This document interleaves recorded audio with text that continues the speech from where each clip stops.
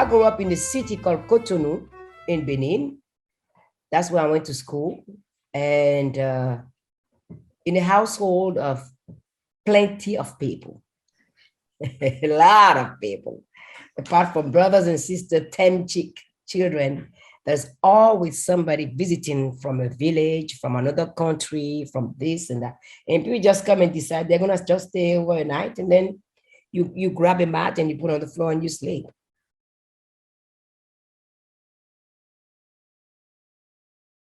A lot of different type of music, but basically I start singing traditional songs because that's everywhere. And it was fun to learn the song and dance at the same time. And from there on, another rhythm comes and you go, what is this one? And then you go listen to it.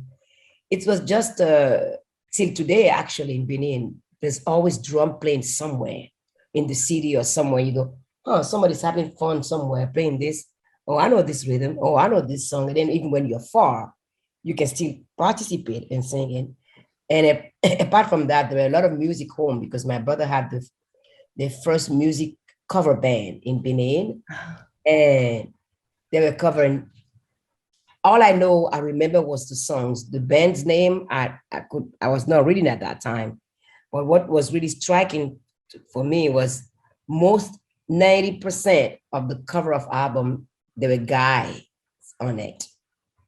So I grew up thinking, well, if you're a guy, you can do music, you'll be able to cover an album.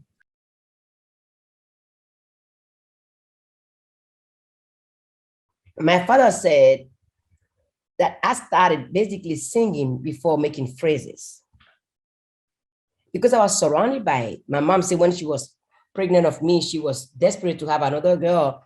And all my aunties would come and say, we're going to sing to your belly till you become a singer, a female singer, gonna be a young girl. So I guess I grew up with so many songs and I would pick up a melody like that and start singing them. And I've always been attracted by music. Music is playing somewhere, just like, even if I'm doing something that I'm concentrating on something, there's music playing, my whole body shift. My body just come to a standstill. I'll be doing something, but still listening to the music. So I've always had music around me. Always, always, always.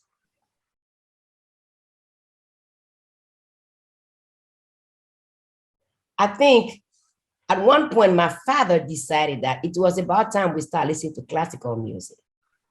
And in Africa, it's very hard to have access to classical music, right? And don't ask me, and I don't know till today, where he find an album of Beethoven and brought it home. I was just like, what are those instruments? It sounds weird. I don't know any of this sound. What is this? And it was so foreign to me that I was telling my father, are you sure this is really a music played by people?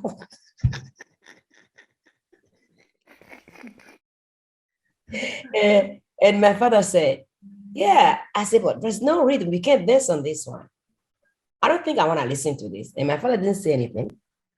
And as a kid, it was kind of a scary thing for me because the sound was big and coming from different instruments that I can't even, I didn't know what it was. If it was string, it was whatever it is. I'm like, those sounds were so foreign to any other sound that I was listening to. But it also, because of my curiosity, I was like, I want to know what it is. I just want to know what this is. I want to understand what is this instrument playing? What is all this about? What is the story behind it? But I couldn't find anything to read much about it till I moved to France in 1983.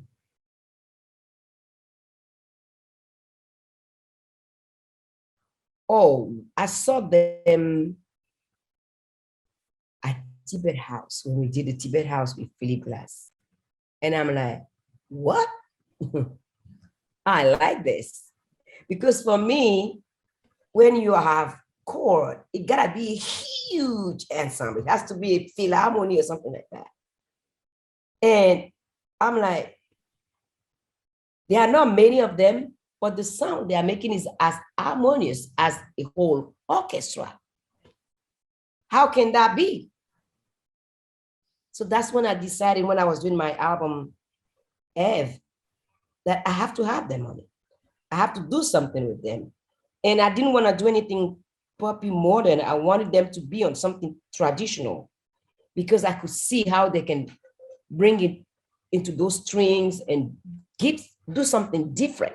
That's gonna be a totally different song on my album. And it was great.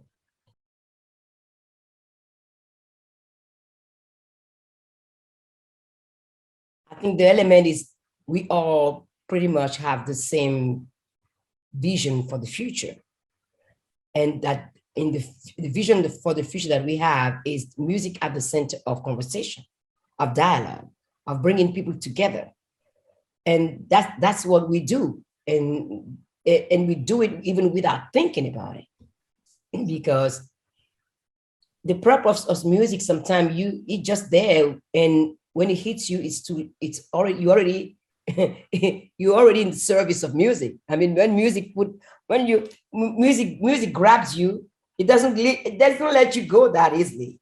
And I think that's why they asked me to be part of the 50th of the project.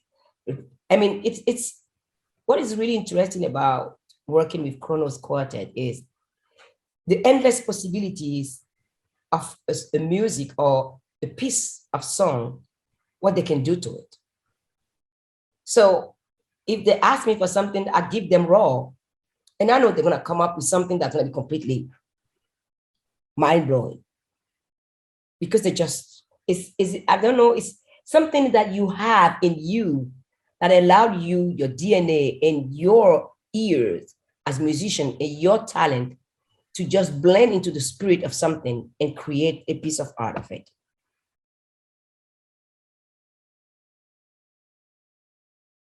The piece is the traditional song, those traditional songs that the women of Benin, when I was doing my album Eve, has offered to play for me because we have been talking.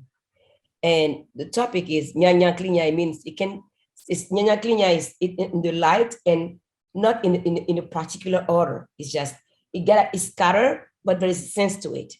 It's that it's talking about wherever we go in, whatever we're going to talk about, it can be discourse. It can be anything, but we can talk about it. It doesn't matter in that exploded pieces all around. First, there is a sense of unity in it that we can piece together.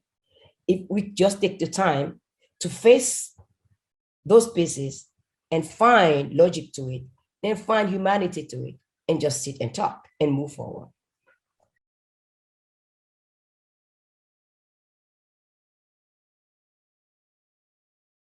Wherever they come from, there's always a room in music to speak.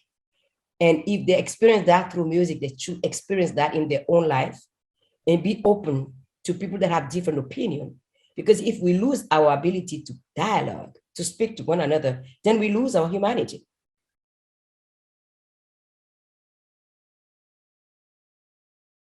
I dance a lot because in the traditional music in my country, you can't sing without dancing. Both goes together, and be dressed well. It's all a part of it. It's just like celebrating the moment. It's something that we don't see much in the Western world because our time is stretched doing lots of stuff that are not necessary to our happiness. So that's why music is such a central piece in our lives in Africa. It's a moment where we all come together. It's a pause moment where we come and celebrate one another, celebrate our humanity, celebrate the passing of somebody, the birth of a child, a marriage, and whatever, just celebrate the moment. To live fully our life in, like, every second might be the last. And that's what it is for me, that I live on to.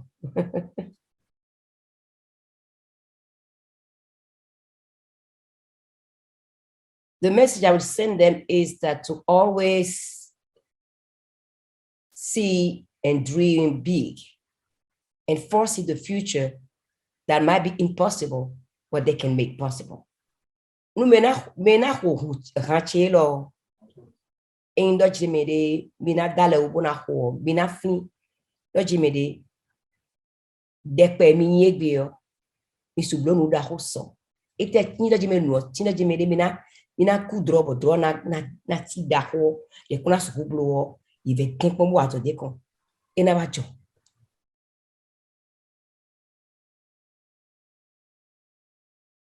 The only thing I have to say is that we live in such a difficult time that I think that we musicians and artists, we have a huge role to play for peace to come back and for us to be more mindful of the freedom that we have that is fragile, that we have to work for it, that the sovereignty of our country is also, we have to work for it, because if our country is sovereign, we can be at peace.